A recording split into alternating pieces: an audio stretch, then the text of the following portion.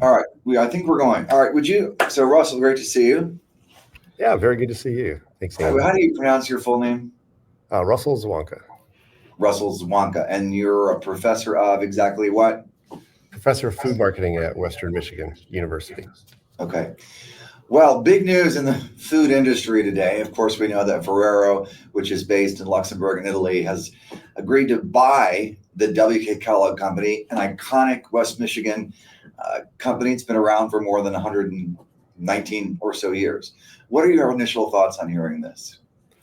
The initial thoughts are, we've been following the split of Kellogg's for the last 3.5 years, and watching how both Kellanova and WK went off in their different directions. And I believe that isolating the value of cereal in this instance has worked. And so the initial thoughts are, I think this is a good move for both companies. I think it'll work quite well for some synergies and complementary categories. I think it's an excellent move.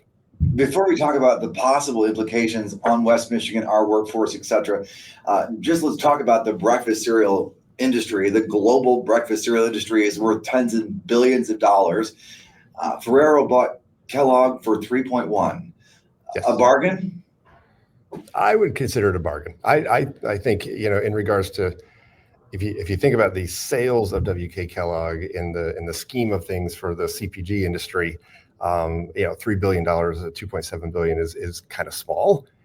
So they need scale, and Ferrero provides the scale for WK Kellogg. So I think it's a good value. I think it'll work quite well for everybody.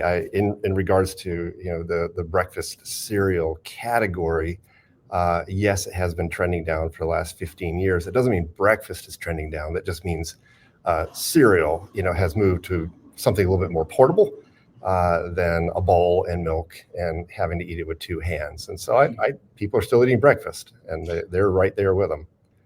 Yeah, you specialize in brand marketing and Rice Krispies, Froot Loops. These are globally known names. In your view, was that a major selling point for Ferrero, who is famous for Nutella and Ferrero Rocher? Will they keep these names? Oh, they'll definitely keep these names.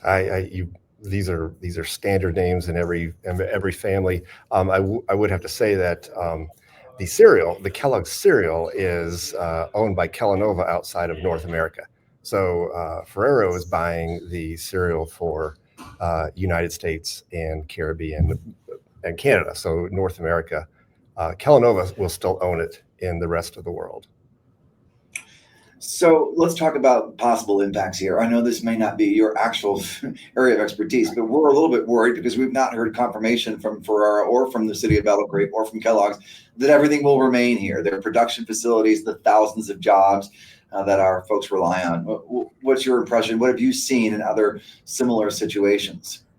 Well, this is primarily a North American move for Ferrero, and there would be no reason to move the plants.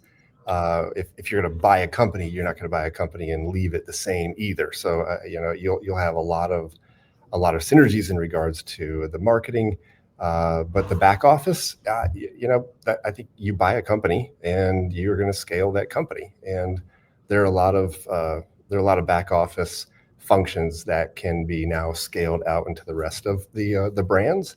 So I don't think anybody's going to confirm anything until you get through FTC approval.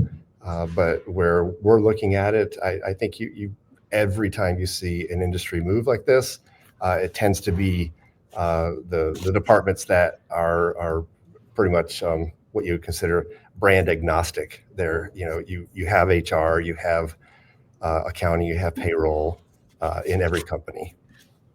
Let's just imagine for a minute you were the president of Ferrero and you just purchased Kellogg's and you got your regulatory approval and the board signed off. What's your first move and what's your goal? Well, the goal long term is to pay down the $500 million debt that I just bought. So there's the first step. Yeah, and on top of that, we have seen these brand connections in the last couple of years, and I think I would do a Nutella Frosted Flakes or something like that to show the aspect of both brands working together.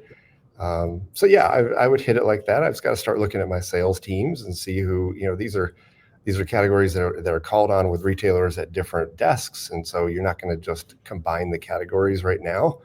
But yeah, I'm gonna hit with something big, and I want to make sure maybe it's a Kinder, a Kinder Frosted Flake. How's that? A Kinder I think Nutella Frosted Flakes knocks it out of the park. I think they sound great. If you can do a Selena Gomez Oreo, you can do a Nutella Frosted Flake. Yes. Oh, and now we're talking about celebrity endorsements as well. You are good at your job. Thank you. All right. Well, listen, anything else you want to throw in there before we hit end? Oh, no, I think it's a good move on both ends. I think this unlocks the value of from the split, and I think both companies are going to end up in good shape. All right, Russell, thank you so much. Appreciate you very much. Thank you. Thanks, All right, Andy. later.